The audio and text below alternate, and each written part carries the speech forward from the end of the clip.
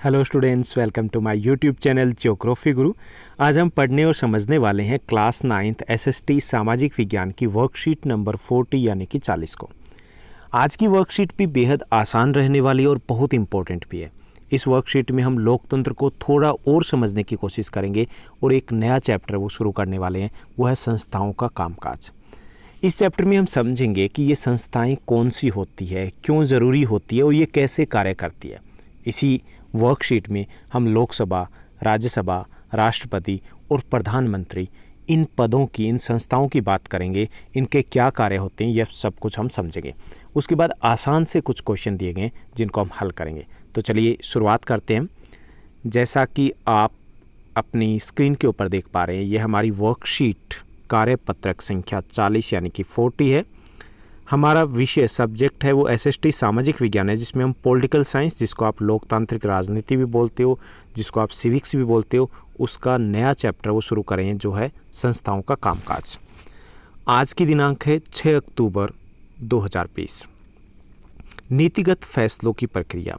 आज हम समझेंगे कि जो संस्थाएं होती है वो कौन कौन सी संस्थाएं होती है लोकतंत्र में, सरकार में, और फैसले कैसे लिए जाते हैं सरकार में।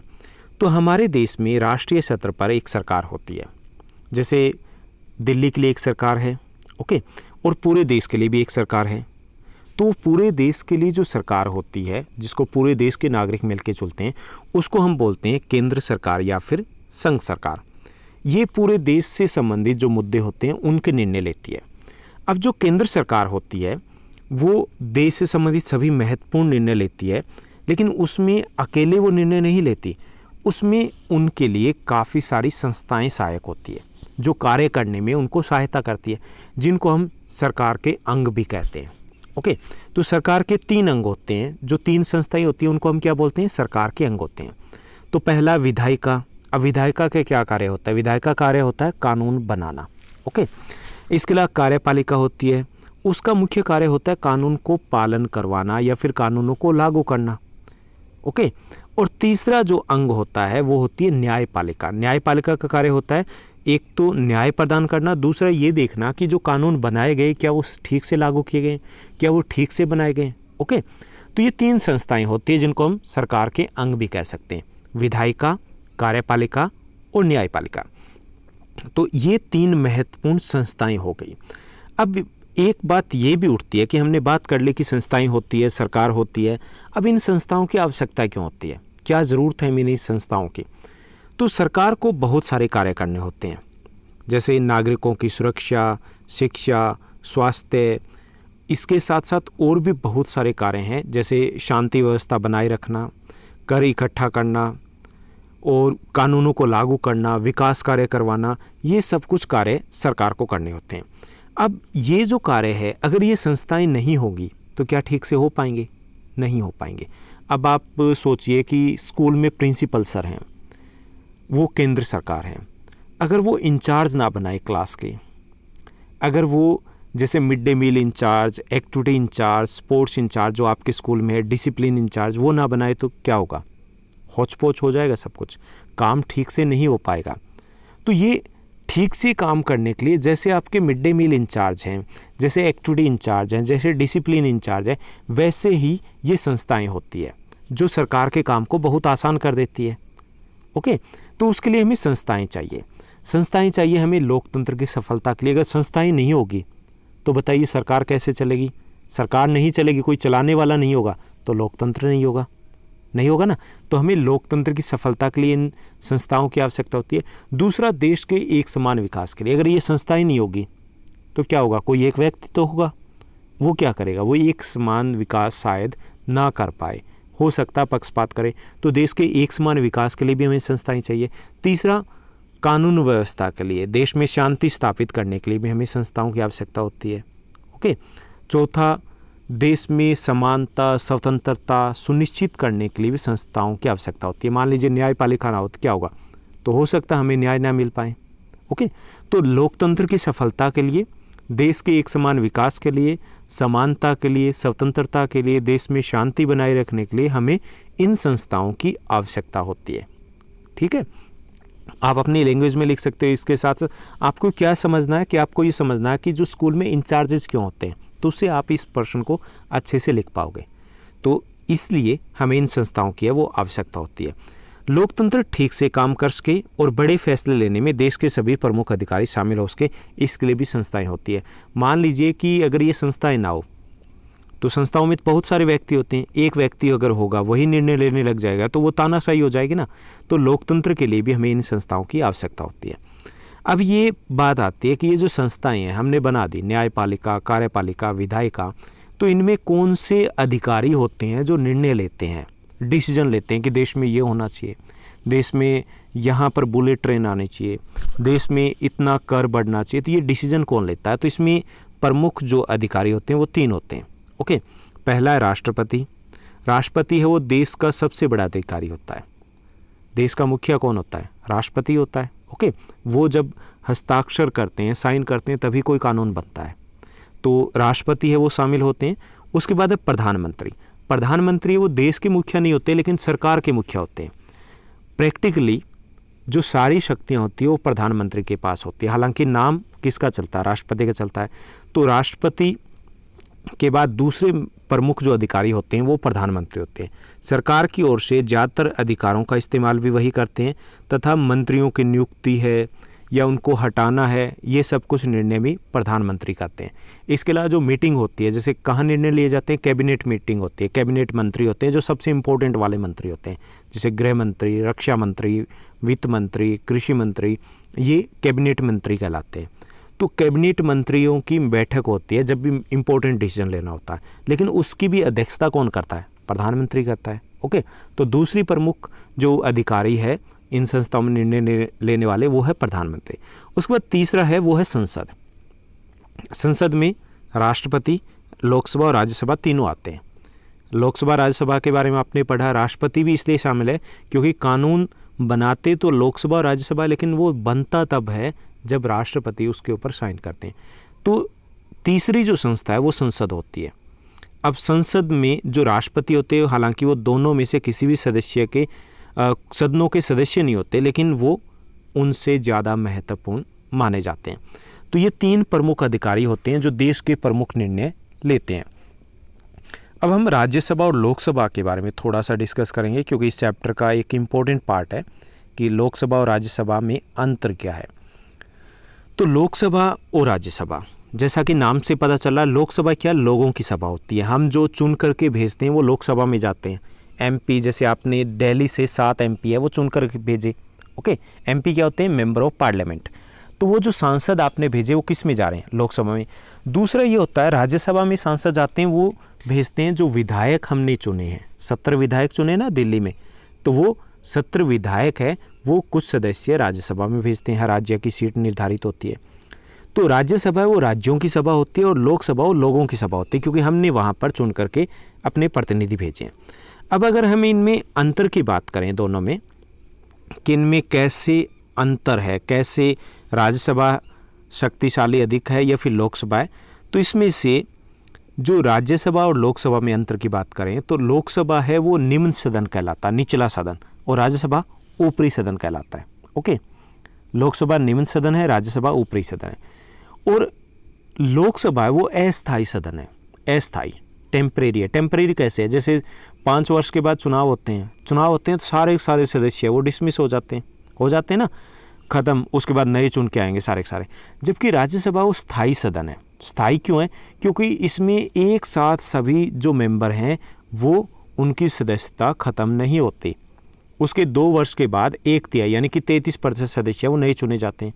अब जैसे 2020 में 33% चुने गए, ठीक है, और कितने अगले 2 वर्ष के बाद फिर 33%। तो एक साथ सभी के, अब ये जो 2020 में चुने गए इनकी सदस्यता खत्म होगी कब? 2026 में। 2018 में चुने गए वो रिटायर होंगे कब? 2024 में। ओके, 2022 वाले 2028 में। तो सारे सदस्य एक साथ उनकी सदस्यता खत्म नहीं होती, जबकि लोकसभा में एक साथ होती है। तो पहला अंतर है कि लोकसभा जो है वो निम्न सदन है, जबकि राज्यसभा वो ऊपरी सदन है। लोकसभा है वो अस्थायी सदन है, जबकि राज्यसभा है वो स्थायी सदन है। तीसरा अंतर ये है कि लोकसभा का जो कार्यकाल है, सदस्य चुने जाते हैं वो है 5 वर्ष। कितने वर्षों के लिए चुनते हैं? 5 वर्ष के लिए। जबकि राज्यसभा के सदस्यों को हम चुनते हैं 6 वर्ष के लिए। ओके, तो ये 3 अंतर हो गए। इसके अलावा और भी हम अंतर देखते हैं कि किसी भी अगर सामान्य कानून को पारित करना हो तो दोनों सदनों के बीच कोई मतभेद नहीं होता। आमतौर पे जो मतभेद नहीं होता है या मतभेद होता है, अगर हम बात करें कि कोई भी सामान्य कानून है पास करना है और दोनों के बीच में कोई मतभेद हो जाए कि लोकसभा ने पास कर दिया उस कानून को और राज्यसभा ने उसको रोक दिया, तो क्या होगा, उसमें लोकसभा के विचार को ज़्यादा प्राथमिकता मिलेगी। क्यों? क्योंकि अगर ऐसा होता है तो दोनों का संयुक्त अधिवेशन होता है। मान लीजिए कि एक क्लास आपकी ए है, दूसरा सेक्शन बी है 9th का, बी में 60 बच्चे हैं, ए में 30 बच्चे हैं। एक ने कहा ये हो और दूसरे ने कहा ना हो, तो फिर क्या होगा, चलो दोनों को मिल इकट्ठा बिठा लेते हैं। इकट्ठा बिठाएंगे तो 9th बी की क्योंकि मेजोरिटी अधिक है तो बात तो उन्हीं की मानी जाएगी। यही लोकसभा और राज्यसभा में, क्योंकि लोकसभा के सदस्यों की संख्या है वो 543 है, चुने हुए सदस्यों की 543 + 2 होती है, जबकि राज्यसभा के सदस्यों की जो संख्या है वो 245 है। 233 चुने जाते हैं और 12 राष्ट्रपति अपॉइंट करता है, तो लगभग डबल हो गई। तो इसमें पहला ये कि लोकसभा है वो ज़्यादा शक्तिशाली है क्योंकि उसके सदस्यों की संख्या अधिक है। कब? जब मतभेद हो। दूसरा ये कि पैसों के मामलों का कोई बिल है, बजट है, पारित कर दिया लोकसभा में, तो उसको राज्यसभा रोक नहीं सकती। उसको 14 दिनों के लिए अपने पास रोक सकती है, सुझाव दे सकती है, लेकिन अगर उसने रोक के रखा, सुझाव भी नहीं दिया, तो भी वो अपने आप पास होगा। और सुझाव दे दिया, लोकसभा माने ना माने उसकी मर्जी है, तो भी वो पास होगा। तो मनी बिल में कौन ताकतवर हुआ? लोकसभा। तो लोकसभा शक्तिशाली हुई, है ना। तीसरा ये कि लोकसभा है वो मंत्रिपरिषद को नियंत्रित करती है। जैसे कि किसी भी सरकार को बनाना है तो उसके पास बहुमत होना चाहिए लोकसभा में। बहुमत का मतलब होता है आधे से एक ज़्यादा सीट। अब 545 है, उनमें से 2 चुने नहीं जाते, राष्ट्रपति नियुक्त करता है, तो 543 चुने जाते हैं सदस्य एमपी। तो 272 चाहिए सरकार बनाने के लिए, 272। अब 272 किस में चाहिए? लोकसभा में चाहिए। राज्यसभा में सीटें चाहिए उनके पास 0 हो, सरकार यहाँ बनेगी। वहाँ पर चाहे उनके 245 एक ही पार्टी की हो, कोई फ़र्क नहीं पड़ेगा। तो तीसरा ये है कि सरकार को बहुमत भी किस में सिद्ध करना होता है? वो लोकसभा में सिद्ध करना होता है। तो इसलिए हम ये कह सकते हैं कि लोकसभा और राज्यसभा है, उनमें से लोकसभा वो ज़्यादा शक्तिशाली है। साधारण विवाद हो तो संयुक्त सभा होती है और संयुक्त सभा में लोकसभा के सदस्यों की संख्या अधिक है, इसलिए उसकी ज़्यादा चलेगी। दूसरा, जो धन से संबंधित बिल है, पैसे के मामलों में भी अगर लोकसभा बजट पास कर देती है तो उसको राज्यसभा रोक नहीं सकती। अगर वो उसको पास नहीं करती तो भी वो 14 दिनों के बाद पास माना जाएगा। और तीसरा ये है कि सरकार बनाने के लिए भी प्रधानमंत्री को या किसी दल को अपना बहुमत लोकसभा में ही सिद्ध करना होता है, उसमें ही उनको बहुमत होना ज़रूरी है। ओके, तो इसलिए लोकसभा है वो राज्यसभा से ज़्यादा शक्तिशाली। और पहले हमने बात की कि लोकसभा और राज्यसभा में अंतर क्या है। तो ये था आज की हमारी वर्कशीट, जिसमें हमने थोड़ा सा समझा कि सरकार के अंग कितने होते हैं, फिर सरकार के मुख्य डिसीजन कौन लेते हैं, हमें इन संस्थाओं की आवश्यकता क्यों होती है, और लोकसभा और राज्यसभा में अंतर क्या है और कौन सा शक्तिशाली अधिक है और क्यों। अब हम प्रश्नोत्तर की तरफ बढ़ते हैं। आसान से कुछ क्वेश्चन दिए गए हैं। पहला जो क्वेश्चन दिया गया है आज की वर्कशीट में वो दिया गया है कि देश की केंद्र सरकार से आप क्या समझते हो और इसकी प्रमुख शाखाओं के नाम बताओ। तो पूरे देश में राष्ट्रीय स्तर पर एक सरकार का गठन किया जाता है पूरे देश के लिए, जिसे हम केंद्र सरकार भी बोलते हैं और संघीय सरकार भी बोलते हैं। उसके बाद दूसरा जो पार्ट है इस क्वेश्चन का कि सरकार जो है उसके प्रमुख शाखा कौन सी है या अंग भी बोल देते हैं। तो केंद्र सरकार के 3 प्रमुख अंग होते हैं। पहला विधायिका, दूसरा कार्यपालिका और तीसरा न्यायपालिका, यानी कि विधायिका, कार्यपालिका और न्यायपालिका है। ये सरकार की 3 शाखाएं भी कह दीजिए या इनको अंग कह सकते हैं। उसके बाद सेकंड क्वेश्चन दिया गया, राजनीतिक संस्थाओं की आवश्यकता क्यों है। हमें राजनीतिक संस्थाएं हैं उनकी आवश्यकताएं क्यों होती है। जैसे न्यायपालिका, कार्यपालिका, विधायिका की बात की थी, तो क्यों ज़रूरत है। पहला, लोकतंत्र की सफलता के लिए, दूसरा देश के विकास के लिए, तीसरा कानून के शासन के लिए, चौथा शांति, समानता और स्वतंत्रता के लिए हमें इन संस्थाओं की आवश्यकता होती है। उसके बाद तीसरा क्वेश्चन दिया गया कि संस्थाओं के प्रमुख निर्णय लेने में कौन कौन मुख्य भूमिका निभाते हैं। तो संस्थाओं के प्रमुख निर्णय लेने में राष्ट्रपति, प्रधानमंत्री, कैबिनेट मंत्री, तथा संसद प्रमुख भूमिका निभाते हैं, क्योंकि मुख्य निर्णय यही लेते हैं। उसके बाद तीसरा क्वेश्चन, जो चौथा क्वेश्चन दिया गया, लास्ट क्वेश्चन इस वर्कशीट का, लोकसभा और राज्यसभा में अंतर क्या है? तो हम 3 अंतर बताएंगे। पहला, राज्यसभा उच्च सदन होता है जबकि लोकसभा क्या है? निम्न सदन है। राज्यसभा स्थायी सदन है जबकि लोकसभा अस्थायी सदन है। राज्यसभा कम शक्तिशाली जबकि लोकसभा अधिक शक्तिशाली है। चौथा और भी लिख सकते हो, राज्यसभा का कार्यकाल 6 वर्ष का होता है जबकि लोकसभा का कार्यकाल 5 वर्ष का होता है। तो ये थी हमारी आज की आसान सी वर्कशीट। उम्मीद करता हूँ आपकी पढ़ाई बहुत अच्छे से चल रही होगी। ऐसे ही मेहनत करते रहिए और हमारे साथ बने रहिए।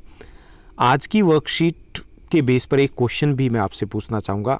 आपको ये बताना है कि राज्यसभा सदस्य बनने के लिए न्यूनतम आयु कितनी होनी चाहिए। अगर आपको चुनाव लड़ना हो राज्यसभा का, तो आपके लिए कम से कम कितनी आयु होनी चाहिए। ओके, इस चैनल को लाइक, शेयर और सब्सक्राइब भी कीजिएगा और एक छोटा सा कमेंट भी। Thank you, bye bye, have a nice day.